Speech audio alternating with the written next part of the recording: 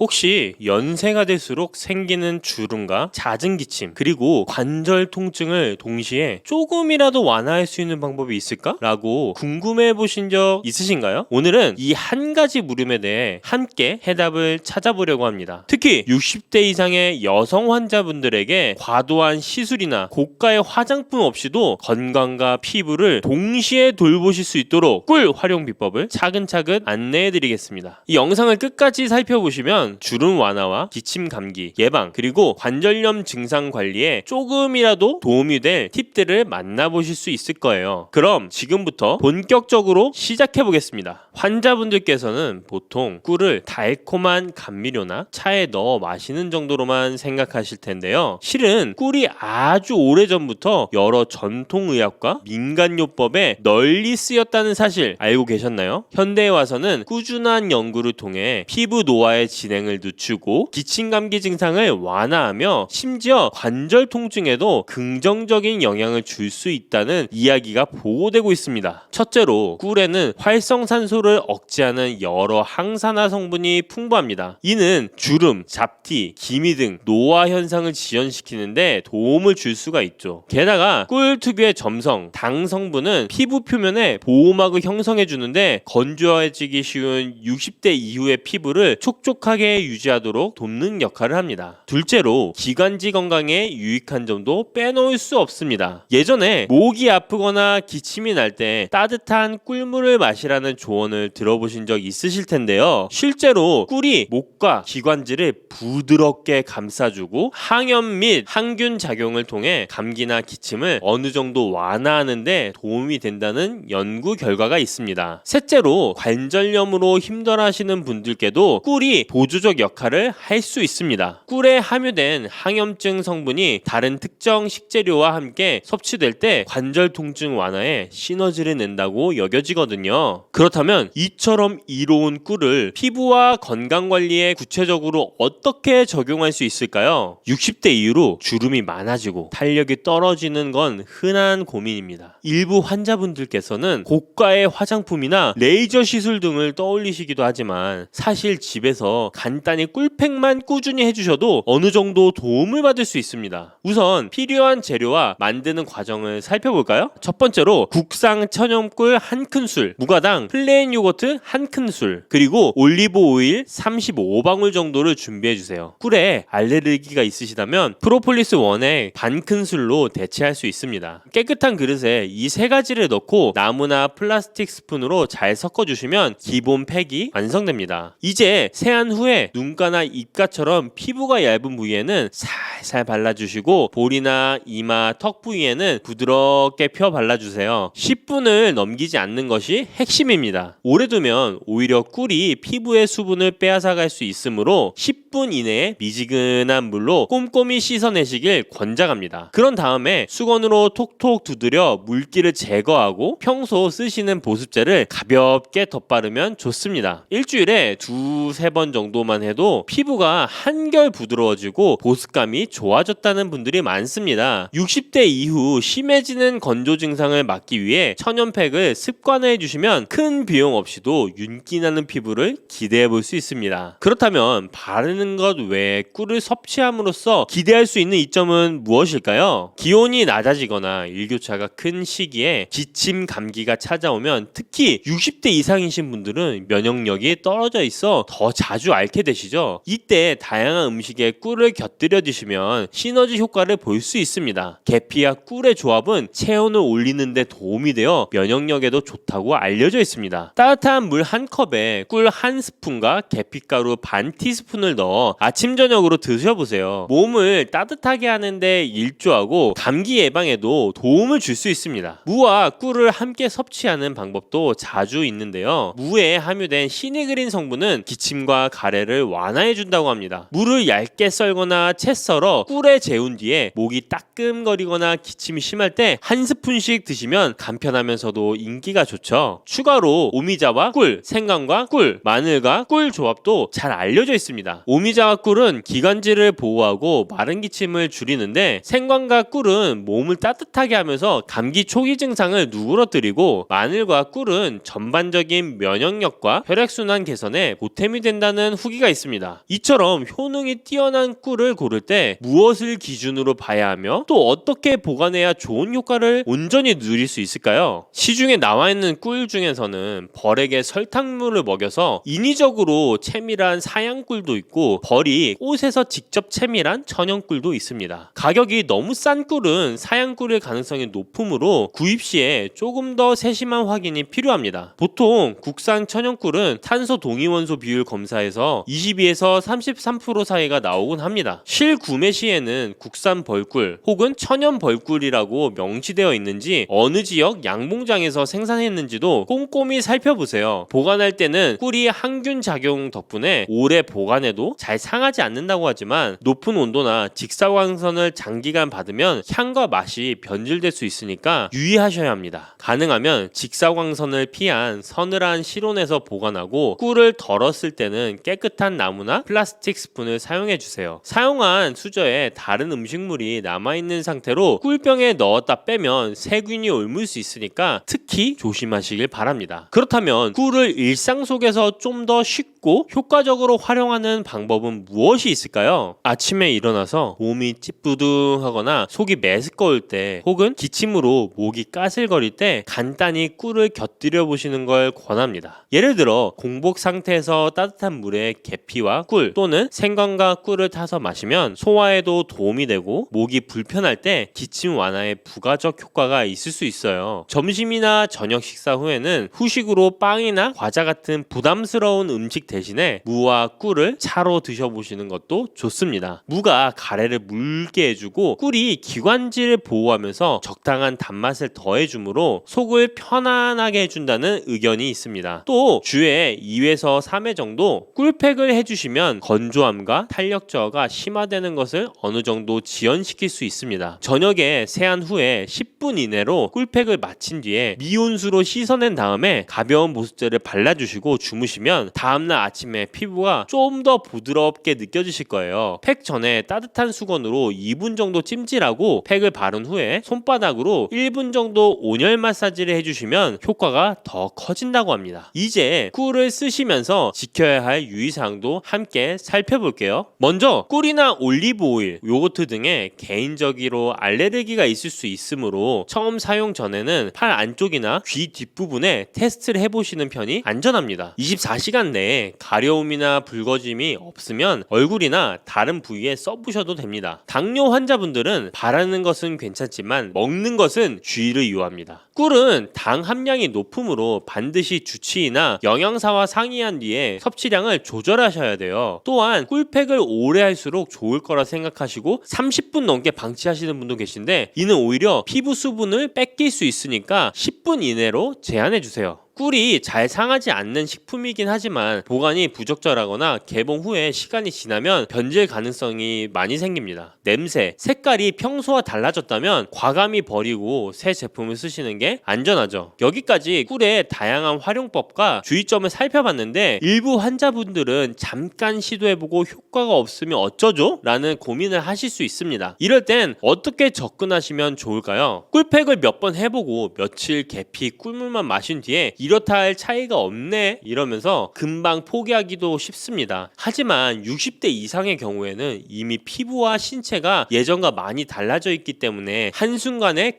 적인 호전을 기대하기는 어렵습니다. 전문의들은 최소 3주에서 3개월, 길게는 그 이상 꾸준히 습관화해야 유의미한 변화를 체감할 수 있다고 말씀드립니다. 예를 들어 올해 목표로 주 2회 꿀팩을 실천하고 아침 저녁 기침이 심할 때 무랑 꿀 또는 생강과 꿀을 드시는 습관을 들여보세요. 연말쯤엔 확실히 전과는 달라진 피부 촉감이나 면역력의 변화를 느끼실 수 있을 겁니다. 물론 개인차가 있긴 해도 안전한 재료와 적 적절한 비용으로 시도를 할 수 있다는 이점이 크다고 할 수 있겠죠. 그렇다면 여기서 내게 과연 꿀이 잘 맞는 걸까? 더 뚜렷한 방법은 없을까? 라는 궁금증이 생기실 수도 있습니다. 저는 사람들에게 꿀팩에 녹차가루나 곡물가루를 소량 섞어 먹는 방법도 추천드리곤 합니다. 녹차가루는 항산화 작용을 한층 보강하고 곡물가루는 각질 관리에 도움이 될 수 있죠. 하지만 항상 말씀드리듯이 자신의 피부 상태에 맞춰 조금씩 시도해보는 과정을 거치셔야 안전합니다. 섭취하는 방식도 단순히 따뜻한 물에 꿀을 타 마시는 것만이 아니라 과일이나 채소를 갈아 만든 주스에 꿀을 살짝 넣는 방식이 있습니다. 인공 감미료 대신 천연 꿀로 단맛을 보충하고 영양까지 챙길 수 있어 일석이조가 되겠죠. 관절이 쑤실 때 계피, 꿀 같이 드시거나 무와 꿀을 냉장고에 두었다 아침 저녁으로 한 스푼씩 꾸준히 섭취하시는 분들도 있습니다. 꿀의 활용법은 다양하지만 무엇보다 중요한 건 내 몸에 맞는 레시피와 적절한 빈도를 찾는 일입니다. 남들에게 효과적이었다고 해서 나에게도 꼭 좋은 결과를 준다는 보장은 없으니까요. 지금까지 꿀이 왜 주름 완화, 기침 감기, 관절염 증상에도 도움이 되는지, 구체적으로 어떻게 바르고 먹으면 좋은지, 주의할 점은 무엇인지 폭넓게 안내드렸습니다. 정리하자면 국산 천연꿀, 무가당 요거트, 올리브 오일을 섞어 만든 꿀팩을 일주일에 2에서 3회 10분 이내로 사용해 주시면 주름과 보습 관리에 도움이 될 수 있습니다. 계피, 무, 생강, 마늘, 오미자 등의 꿀을 곁들이면 기침 감기나 관절염 증상 완화에도 보조 효과를 기대할 수 있습니다. 사양 꿀보다는 천연 꿀을 권장하며 직사광선을 피하고 실온에 보관하되 깨끗한 스푼을 사용하는 것이 바람직합니다. 알레르기나 당뇨가 있는 분들은 특별히 신중해야 되고 변질 또는 과도한 사용을 피하는 범위 안에서 즐기도록 합니다. 한두 번 시도해보고 포기하기보다는 작은 생활 습관으로 만들어 천천히 몸과 피부 상태를 개선해 가시는 편이 훨씬 안전하고 효과적입니다.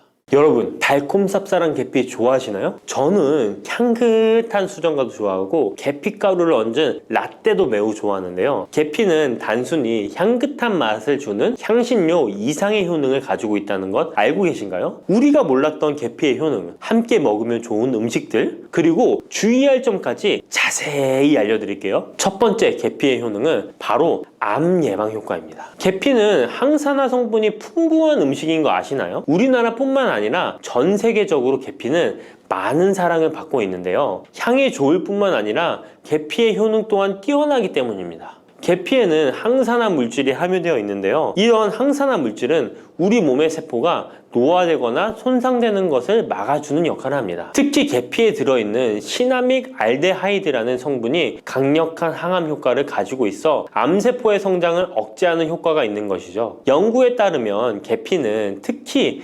대장암이나 간암 예방에 효과적일 수 있다고 하는데요. 계피에는 항산화 물질인 폴리페놀이 풍부하게 함유되어 자유라디칼이라고 불리는 유해한 분자로부터 세포를 보호하는 역할을 합니다. 자유라디칼은 암 예방과 관련된 DNA 손상을 일으킬 수 있으므로 항산화 작용을 통해 암 예방에 도움을 줄 수 있습니다. 꾸준히 섭취하면 암 예방에 큰 도움이 될 수 있겠죠? 계피의 놀라운 효능 두 번째는 탁월한 콜레스테롤 관리입니다. 계피는 콜레스테롤 수치 조절에도 아주 유익한 식품인데요. 계피에 포함된 식이섬유와 폴리페놀 성분이 이와 같은 효능을 나타내는데 이 성분들이 혈관을 깨끗하게 유지하는데 중요한 역할을 한다고 합니다. 여러 연구에 따르면 계피에 포함된 성분들이 혈중 나쁜 콜레스테롤 LDL을 감소시키고 좋은 콜레스테롤 HDL을 증가시키는데 도움을 주고 있다고 합니다. 이는 계피에 함유된 특정 화합물이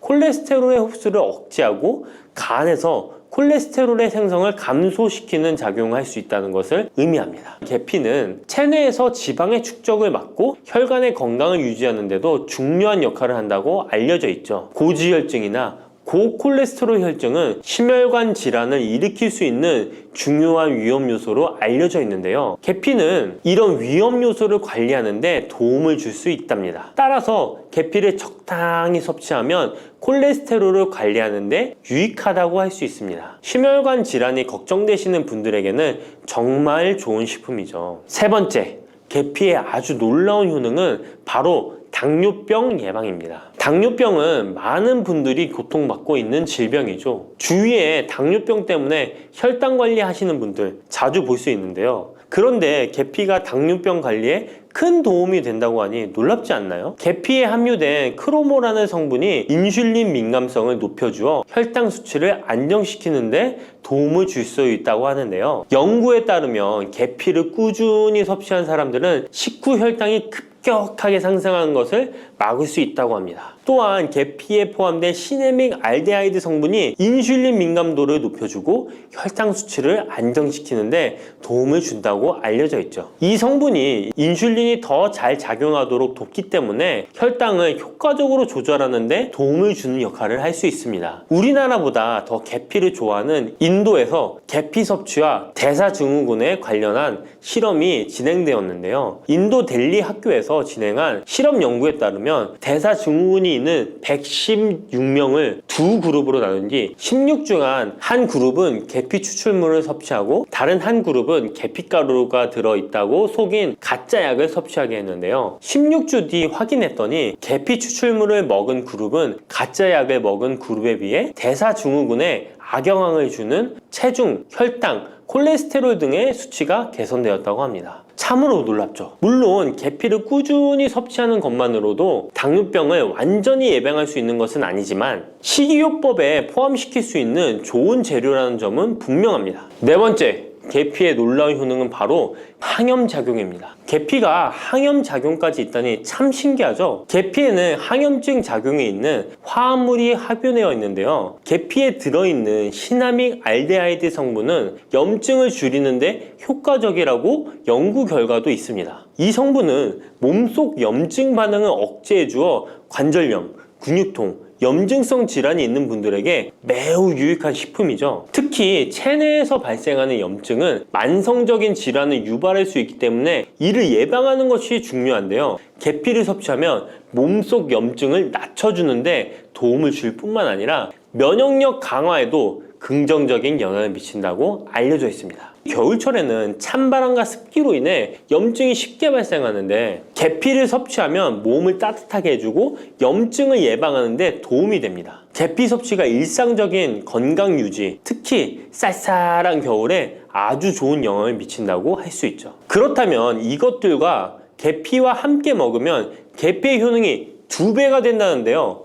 계피와 함께 먹으면 더 좋은 음식은 무엇일까요? 바로 알려드릴게요. 계피와 함께 먹으면 좋은 음식, 첫 번째는 요거트입니다. 계피를 요거트와 함께 먹으면 정말 맛있고 건강에도 좋다는 거 아시는 분 있나요? 혹시 그릭 요거트나 프로바이오틱스 같은 단어들 들어보셨죠? 요거트에는 단백질, 칼슘, 프로바이오틱스 등의 영양소가 풍부하게 함유되어 있는데요. 요거트는 발효식품으로 몸에 좋은 프로바이오틱스가 풍부해서 장 건강에 도움을 주는데 계피와 요거트를 함께 섭취하면 서로 시너지 효과를 낼 수 있습니다. 그리고 계피의 항염작용과 혈당 안정 효과가 더해져서 건강을 더욱 향상시킬 수 있죠. 요거트에 계피를 넣으면 소화 기능을 개선하고 특히 요거트에 계피를 넣으면 체내 지방을 태우는데 도움이 되는 효과가 있어 요거트와 계피를 함께 섭취하면 소화를 돕고 체중 관리에도 매우 좋습니다. 그게 다가 아니죠. 계피의 매콤달콤한 향이 요거트와 잘 어울려 맛있게 즐길 수 있습니다. 요거트를 자주 드시는 분들은 꼭 한번 계피를 뿌려서 드셔보세요. 샐러드 드실 때 드레싱으로 요거트를 사용한 뒤 그 위에 계피가루 톡톡 뿌려서 드시는 것도 아주 좋은 계피와 요거트 활용법입니다. 계피와 찰떡궁합인 식품 두 번째는 사과입니다. 계피와 사과는 정말 잘 어울리는 조합인 거 아시나요? 사과에는 비타민C와 식이섬유, 항산화 성분이 풍부해서 면역력 강화와 소화에 도움을 주는 과일인데요. 계피는 당뇨병 예방과 관리에 도움을 주며 혈당 조절에 효과적인데요. 계피와 사과를 함께 먹으면 두 가지 재료의 장점이 더해져 더욱 효과적인 건강 관리가 가능하다는 것이에요. 그리고 이 두 가지가 만나면 체중 관리에도 큰 도움이 된다니 같이 안 먹을 이유가 없겠죠. 맛 또한 더욱 좋아지는데요. 계피는 사과의 달콤한 맛을 더욱 풍부하게 만들어주는데 서양에서는 디저트로 사과파이에 계피가루를 얹어 향긋하게 즐기는 게 유명하죠. 같이 섭취할 때는 사과에 계피를 뿌려서 간단히 먹거나 사과를 얇게 썰어 계피를 뿌려 먹으면 더욱 맛있고 건강한 간식이 될 수 있다는 것 기억해 주세요. 세 번째, 계피와 먹으면 좋은 음식은 바로 커피입니다. 계피와 커피는 정말 좋은 궁합을 자랑한다는 거 아셨나요? 커피는 카페인 덕분에 활력을 주는 음료인데요. 커피의 쓴맛이 사람마다 호불호가 갈릴 수 있습니다. 그런데 계피를 커피에 넣으면 그 쓴맛이 부드럽게 변화하면서 더 풍부하고 깊은 맛을 느낄 수 있는데요. 계피가 커피의 쓴맛을 부드럽게 감싸주기 때문에 커피를 마시는 동안에 입안에 더 부드러운 느낌을 주게 되는 것이죠. 계피는 항염증 효과와 항산화 효과가 뛰어나서 커피와 함께 마시면 건강 효과도 한층 더 올라가는데요. 커피 자체에도 많은 항산화 물질이 포함되어 있는데 계피 역시 강력한 항산화 성분을 가지고 있기 때문에 둘을 합쳐 마시면 체내 염증을 줄여주고 세포를 보호하는 효과를 볼 수 있는 것이에요. 계피와 커피를 함께 마실 때 또 다른 장점이 있는데요. 그건 바로 혈당 조절에 있습니다. 커피는 그 자체로 혈당을 빠르게 올리는 경향이 있는데요. 계피가 이 과정을 완화시켜주면서 커피를 드실 때 혈당이 급격하게 상승하는 것을 방지할 수 있습니다. 그래서 당뇨가 있으신 분들께도 이 두 음료의 조합은 매우 추천드립니다. 그렇다면 계피와 커피는 어떻게 함께 먹는 게 좋을까요? 계피와 커피를 함께 즐기기 위한 가장 간단한 방법은 계피가루를 커피에 넣는 것인데요. 커피가 다 내려준 후 4분의 1티스푼의 계피가루를 넣고 잘 저어주면 계피의 향이 커피와 자연스럽게 어우러져 향긋한 커피 한 잔을 만들 수 있습니다. 계피를 너무 많이 넣으면 커피의 맛이 너무 강해질 수 있으니 적당량을 넣어주는 것 잊지 마세요. 또한 계피 스틱을 사용해 커피를 우려내는 방법도 있는데요. 커피를 내린 후에 계피 스틱을 커피에 넣고 몇 분간 우려내면 계피의 향이 은은하게 배어들어 훨씬 더 맛있고 건강한 커피를 즐길 수 있습니다. 계피 스틱을 사용하면 시각적으로도 멋진 효과를 줄 수 있기 때문에 커피를 더욱 고급스럽고 멋스럽게 즐기고 싶다면 계피와 커피 꼭 한번 같이 우려보세요. 계피와 찰떡궁합 꿀조합을 알려드렸다면 이번에는 계피와 함께 먹으면 몸에 해가 되는 음식이 있다는 것을 알고 계신가요?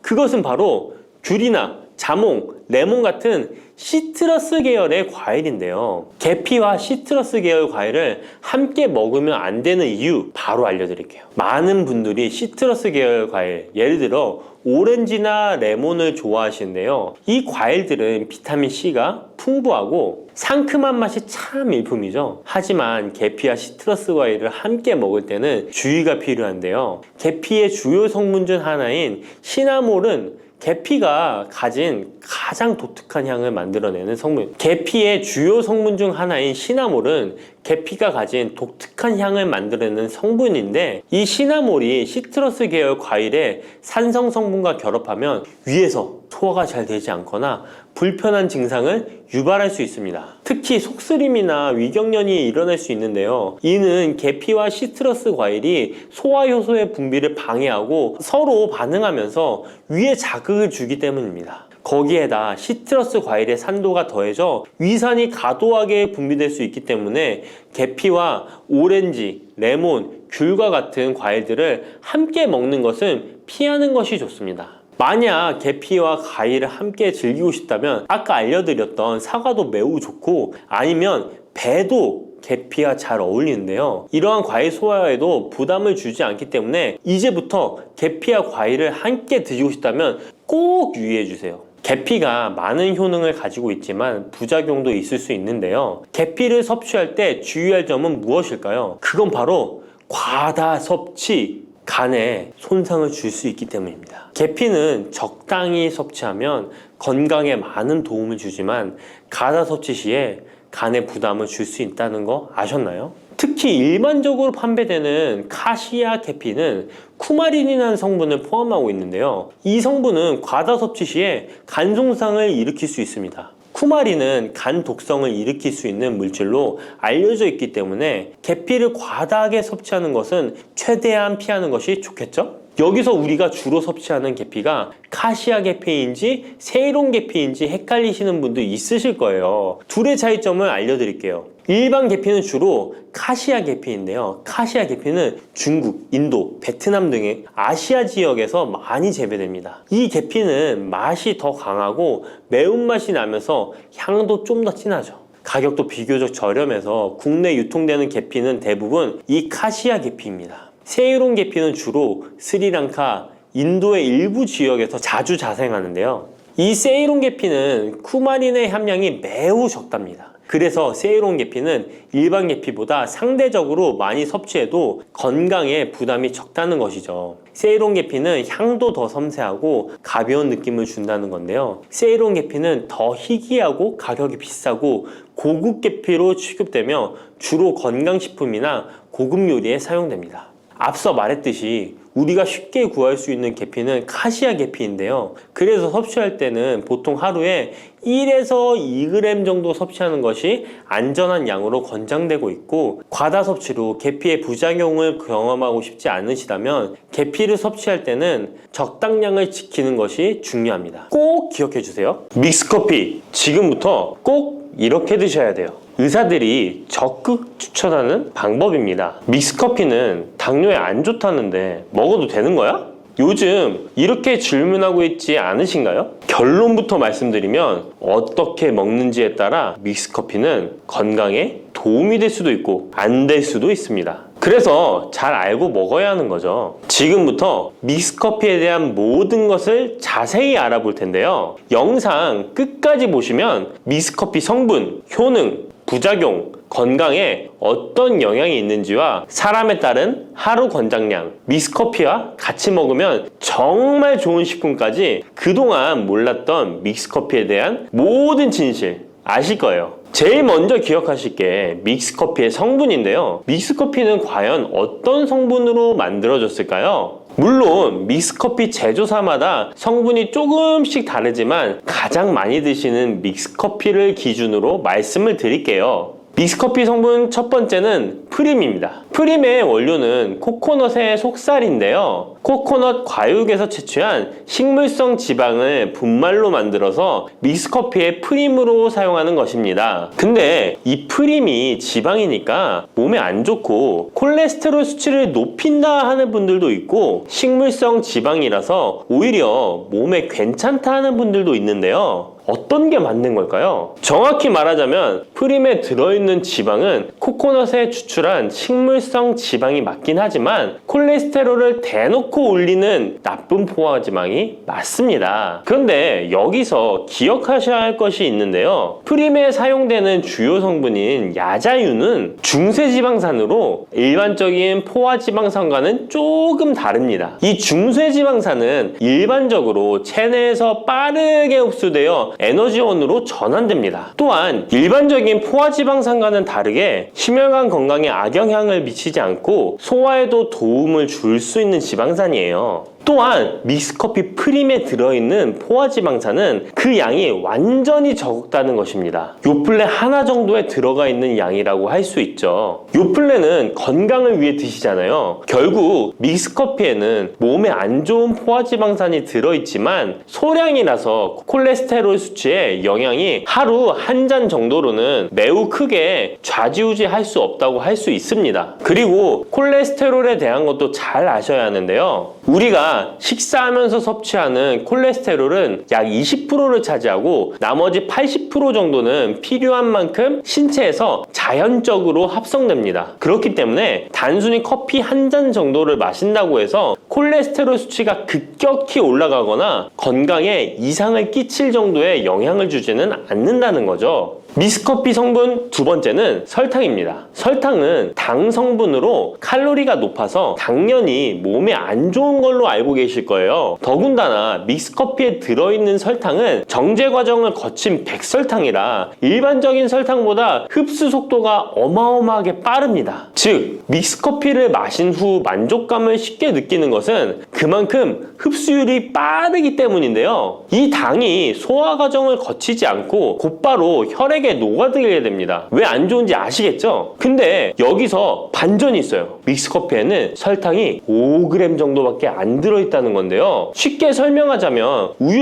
200ml 한 잔이 칼로리가 135칼로리 정도 되고요. 단순당 함량은 10g 정도 됩니다. 그리고 콜라 한 캔의 칼로리는 100칼로리 정도 되고 단순당 함량이 27g 정도 됩니다. 그리고 요구르트는 큰 거 말고 작은 요구르트도 칼로리가 45칼로리에 단순당 함량도 9g 정도 되는데요. 그렇다면 믹스커피 한 잔에 들어있는 칼로리는 얼마나 될까요? 믹스커피 한 잔에는 칼로리가 50칼로리 정도 들어있고요. 단순당은 6g 정도 들어있어요. 칼로리를 먼저 보자면 작은 요구르트 한 병 정도 수준인 거예요. 콜라랑 비교해봐도 콜라 절반 정도 수준이고 우유 200ml 한 잔하고 비교하면 3분의 1 정도 되는 거예요. 우유는 건강에 좋다고 드시는 경우가 많은데 칼로리로만 보면 믹스커피가 더 좋아 보이죠? 물론 칼로리만 비교할 수는 없겠죠. 그 다음에 단순당을 한번 비교해 볼게요. 단순당이 믹스커피 한 잔이 5g인데 작은 요구르트랑 비교해도 절반 정도 수준이고 콜라 한 캔이랑 비교하면 6분의 1 정도 수준이에요. 그리고 우유 200ml랑 비교해도 절반 수준인 거죠. 이렇게 비교하면 요구르트나 우유, 콜라 절대 먹지 말아야 하는 거 아니야? 이렇게 생각하실 수 있는데 그게 아니고요. 믹스커피가 그만큼 칼로리와 단순당이 생각하시는 것보다는 적다는 거예요. 칼로리와 단순당이 높으면 당연히 몸에 안 좋을 수 있는데 생각하시는 것처럼 믹스커피에 많지 않고 적응량이니 하루에 5잔, 6잔씩 매일 꾸준히 드시는 거 아니면 심각한 질환을 초래할 만큼 영향을 끼치지는 않습니다. 그러면 하루에 몇 잔까지 먹는 게 괜찮을까요? 일단 당뇨가 있거나 당이 높으신 분들은 하루 한 잔 정도가 적당한데요. 식후 3시간 정도 후에 드시는 걸 추천드립니다. 그리고 당 체크를 계속 하시니 당 수치가 높지 않으시면 2잔 정도까지 드셔도 괜찮으실 거예요. 당뇨가 없으신 일반인 분들은 하루에 2잔에서 3잔까지도 상관이 없으시고요. 그렇다고 이를 매일매일 드시는 것은 적은 양이라도 몸속에 쌓이기 때문에 그리 좋지는 않다는 거 다들 알고 계시죠? 그래도 건강을 위해 미리 예방하는 차원에서 식후 바로 드시지 마시고 2시간 정도 후에 드시면 좋습니다.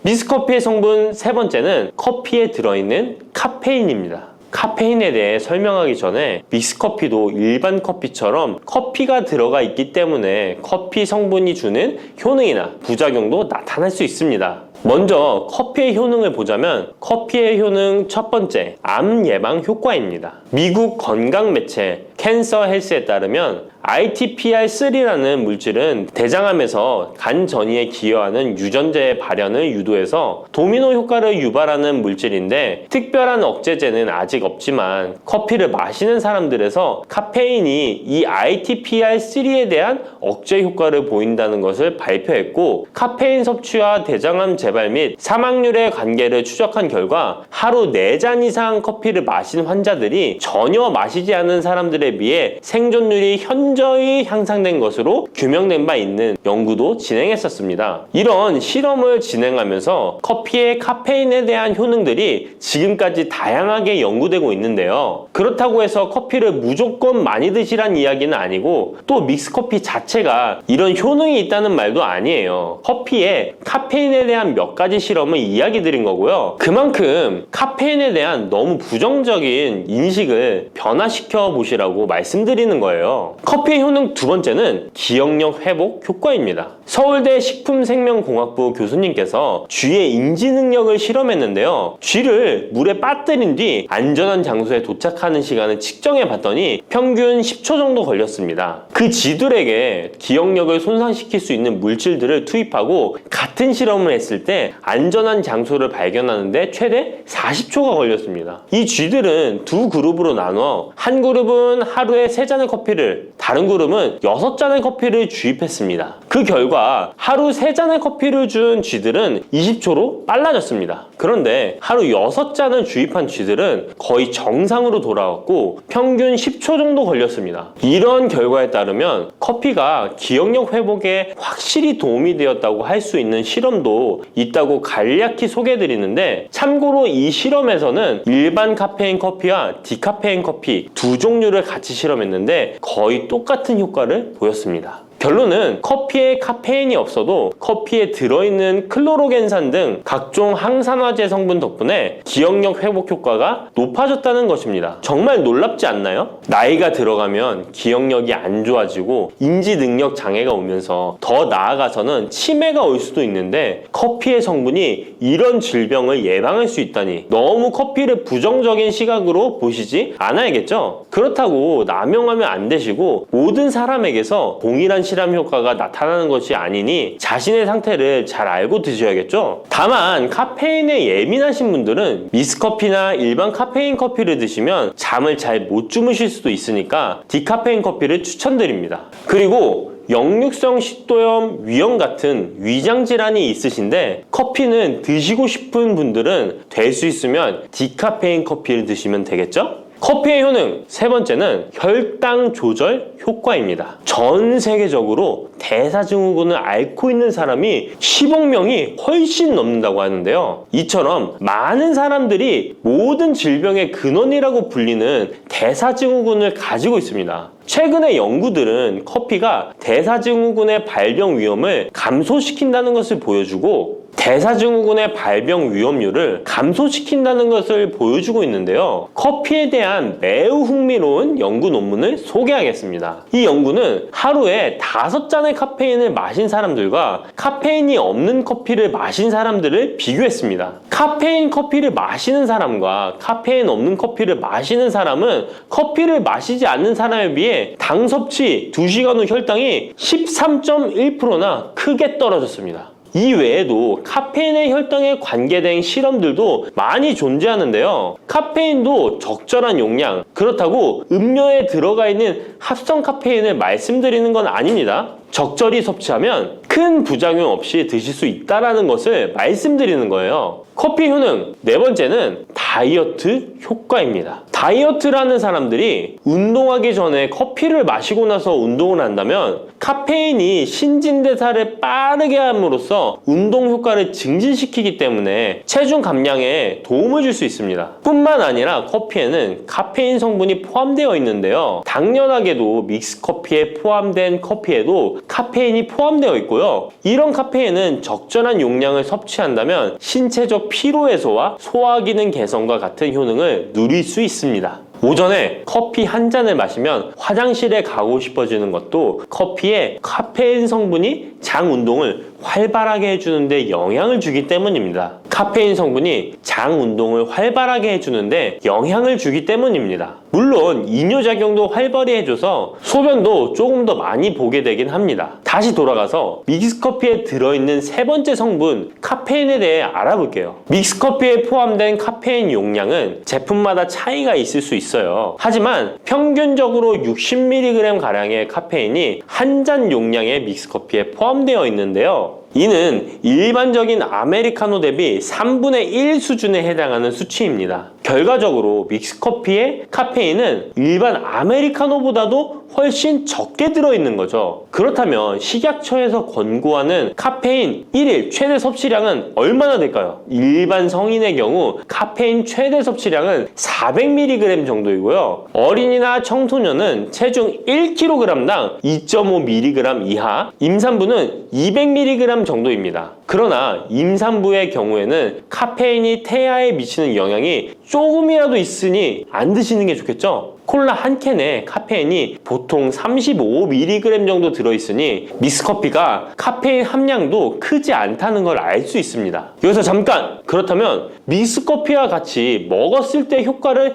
극대화시킬 수 있는 식품이 있을까요? 커피와 같이 먹으면 좋은 음식 첫 번째는 강황입니다. 노란 빛깔의 강황가루를 넣은 커피를 골든 라떼라고도 부르고 있습니다. 강황이 몸에 좋다는 사실이 알려지면서 이미 미국과 유럽 등 전 세계적으로 엄청난 인기를 끌고 있는 새로운 종류의 커피 중 하나인데요. 강황에 함유된 커큐민 성분에는 강력한 항염 효과를 지니고 있어서 체내에 염증 유발 물질을 억제하며 암세포가 발생하고 증식되는 위험을 낮춰줍니다. 또한 우울증을 완화하는 데도 도움이 되며 기억력을 개선하고 치매를 예방하는 등의 다양한 효능을 가지고 있습니다. 강황 커피는 커피 한 컵에 강황 한 티스푼을 넣어 마시면 좋은데요. 강황 속의 커큐민은 우리 몸에 굉장히 흡수되기 어려운 성질을 가지고 있습니다. 그래서 세계적으로 유명한 원료 기업들은 각 기업마다의 커큐민 흡수율을 높인 특허 원료를 만들어내곤 하는데, 간단하게 흡수율을 높일 수 있는 방법이 있습니다. 바로 후추입니다. 미국 텍사스 주립대학에서 실시한 연구 결과 강황의 커큐민은 후추의 페페린과 만나면 흡수율이 2000%까지 높아지는 것으로 나타났습니다. 강황 커피에 후추를 아주 살짝 넣어 드시면 건강 개선 효능을 높일 수 있으며, 만약 향이 강하다고 느껴지신다면 우유를 조금만 넣어 드셔도 아주 좋습니다. 믹스커피와 같이 먹으면 좋은 음식 두 번째는 계피입니다. 커피에 계피를 넣으면 아주 향긋한 커피를 즐길 수 있어요. 후추와 정향에 이어 세계 3대 향신료 중 하나인 계피는 이미 수천 년 동안 약재로 사용되어 왔으며, 여러 연구를 통해 계피의 다양한 효능이 입증되어 왔습니다. 커피의 원료 생산지인 멕시코에서도 커피에 시나몬 스틱을 넣은 커피를 즐겨 마신다고 합니다. 미국 당뇨협회가 발표한 연구에 따르면 제2형 당뇨병 환자에게 계피를 투여하자 혈당 중성지방 수치는 낮아지고 좋은 콜레스테롤 수치는 높아졌다고 해서 블랙커피에 계피 2분의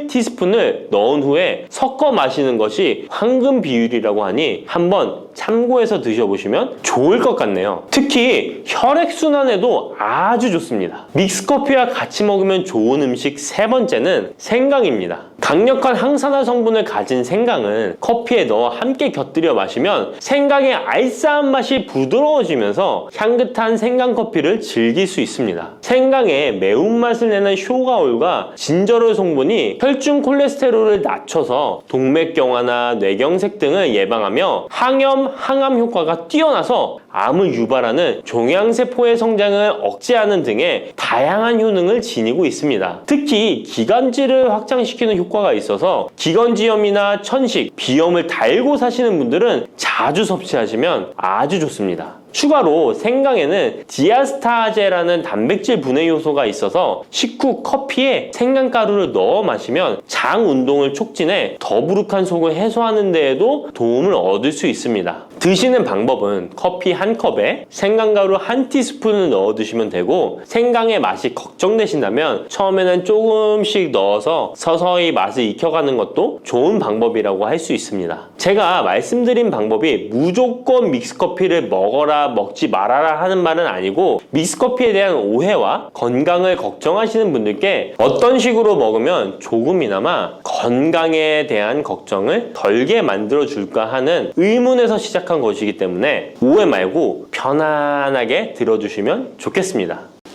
달콤하면서도 신맛이 나고 약간은 쓴맛과 짠맛까지 느껴지는 아주 신비로운 열매, 무엇인지 아시나요?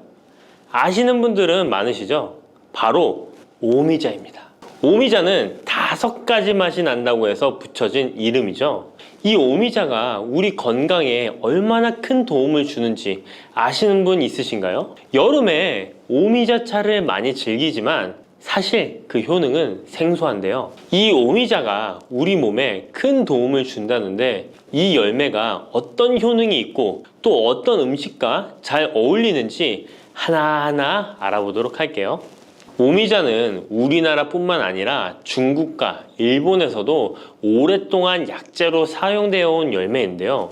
이름에서 알 수 있듯이 신맛, 단맛, 쓴맛, 짠맛, 매운맛, 이렇게 5가지 맛이 난다고 해서 오미자라고 불린답니다. 주로 산속 깊은 곳에서 자라는 동굴식물의 열매로 늦여름에서 초가을 사이에 수확을 하죠. 오미자의 많은 효능 중에 가장 유명한 건 기관지에 좋다는 건데요. 오미자가 어떻게 우리의 기관지를 보호하는지 바로 알려드릴게요.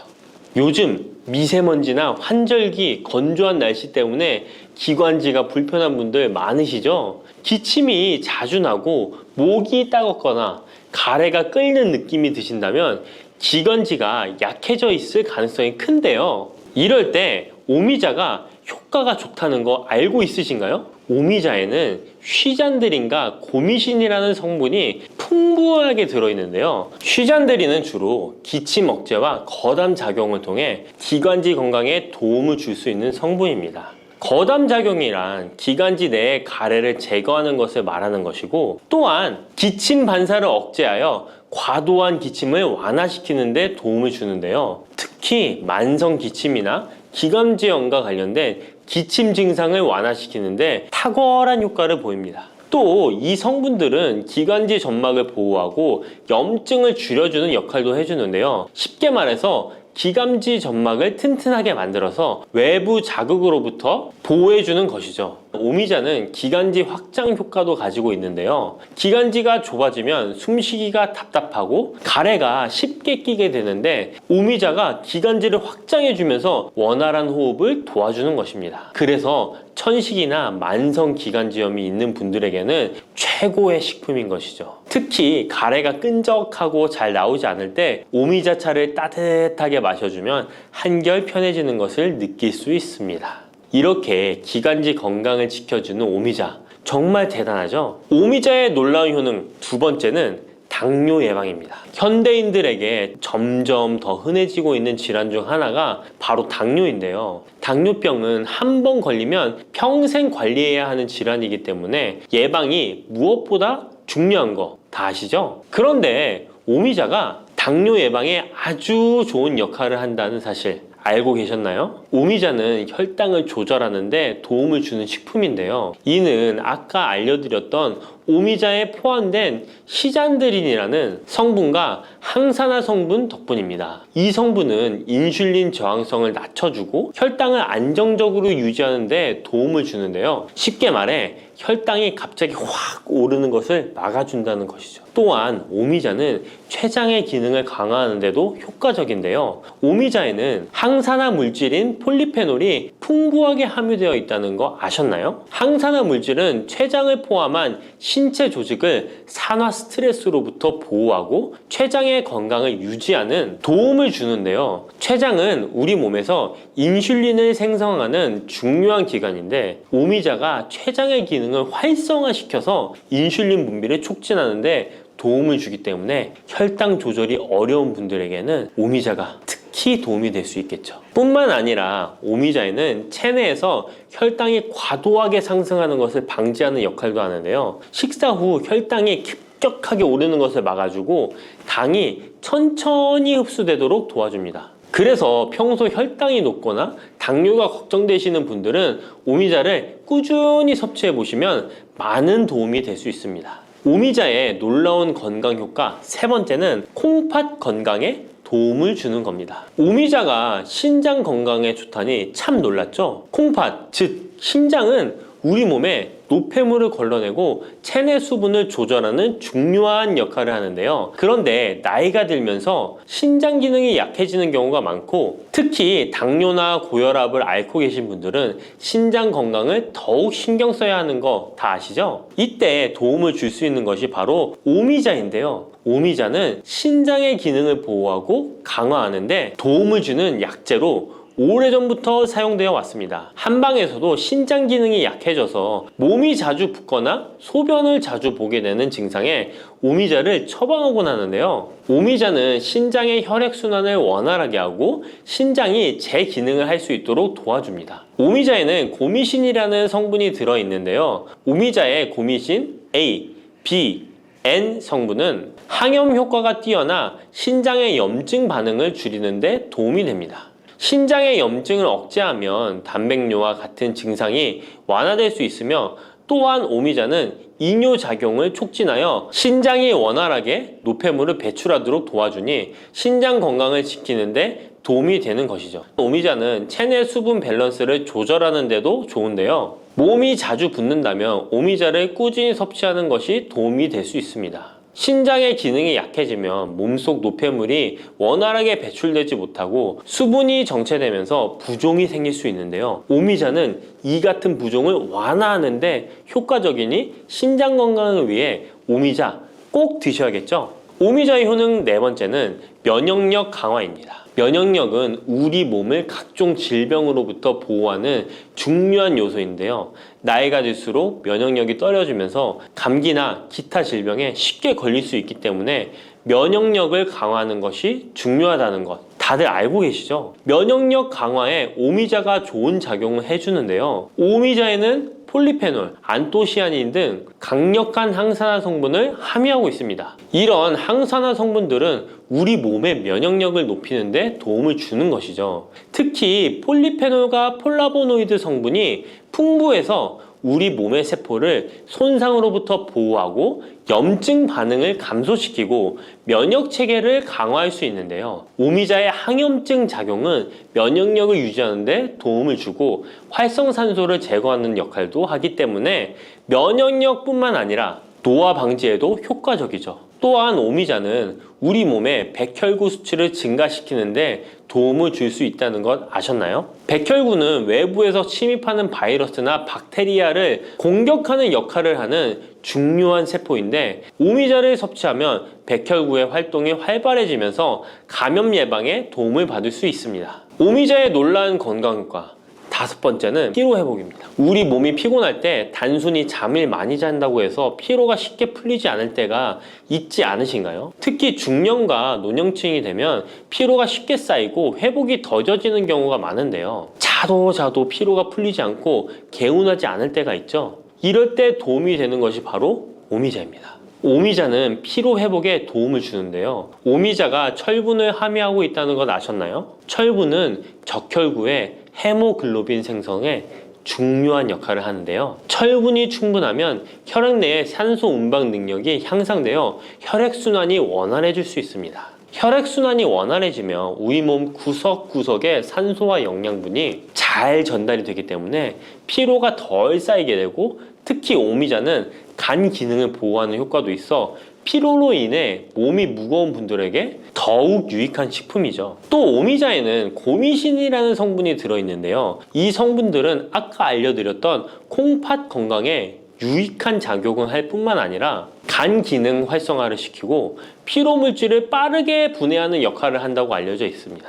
간은 우리 몸의 해독작용을 담당하는 중요한 기관인데 오미자가 간의 기능을 도와주면서 피로 회복에도 큰 도움을 주는 것입니다. 또 오미자는 스트레스를 줄여주는 효과도 있는데요. 스트레스가 많으면 피로가 쉽게 쌓이게 되는데 오미자가 신경을 안정시키는 작용을 해서 긴장을 풀어주고 피로를 완화하는 작용을 해주는 것이죠. 그러니 스트레스와 피로가 누적되어 힘든 날에는 오미자차 한 잔을 마시는 것도 좋은 방법이겠죠. 이렇게 여러 가지 건강에 이점이 있는 오미자를 드실 때 생으로 드시는 분들은 잘 없으실 텐데요. 어떤 방법으로 섭취해야 몸에 200% 이득이 되는지 오미자 섭취 방법 바로 알려드릴게요. 오미자를 가장 쉽게 섭취하는 방법은 찬물에 우려 마시는 건데요. 오미자를 뜨거운 물에 넣고 끓이면 끓일수록 꿀이나 스테비아를 넣어서 맛을 조절하면 됩니다. 따뜻한 오미자차도 좋지만 냉침으로 천천히 우려내면 색도 더욱 예쁘고 맛도 깔끔한데요. 여름철에는 시원하게 즐길 수 있어서 더욱 좋은 오미자차, 여름철에는 시원하게 즐길 수 있어서 더욱 좋은 오미자 냉침차 만드는 방법 알려드릴게요. 준비 재료는 간단한데요. 말린 오미자 30g, 물 500ml, 꿀 또는 레몬입니다. 만드는 방법은 말린 오미자는 한번 가볍게 헹군 거 불순물을 제거해 준 뒤에 깨끗한 물 500ml에 오미자를 넣고 냉장고에 12시간 이상 우려주는 건데요. 참 쉽죠? 시간이 지나면 붉은 빛을 띠면서 오미자 특유의 새콤달콤한 맛이 우러나오는데요. 원하는 농도에 따라 더 오래 우려내도 좋습니다. 여기에 단맛이 필요하면 꿀을 넣고 상큼한 맛을 더하고 싶다면 레몬을 띄워보세요. 맛이 한층 더 업그레이드 된답니다. 이렇게 만든 오미자 냉침차는 여름철에 얼음을 넣어 마시면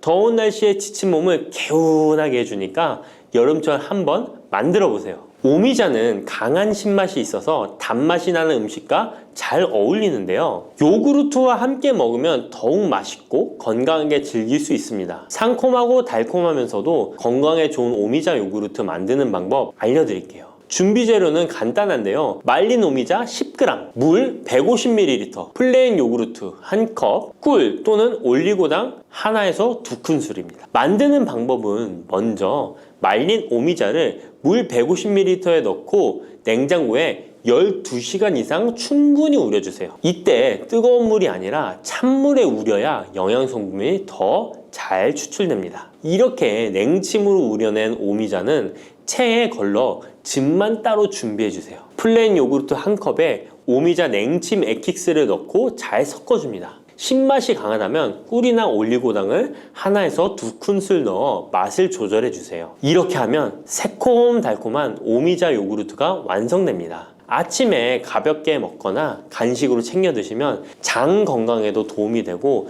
피로 회복에도 좋으니 꼭 해 드셔보세요. 세 번째로 소개해 드릴 것은 오미자청인데요. 오미자청은 오랫동안 보관할 수 있어서 언제든지 쉽게 차로 만들어 마실 수 있습니다.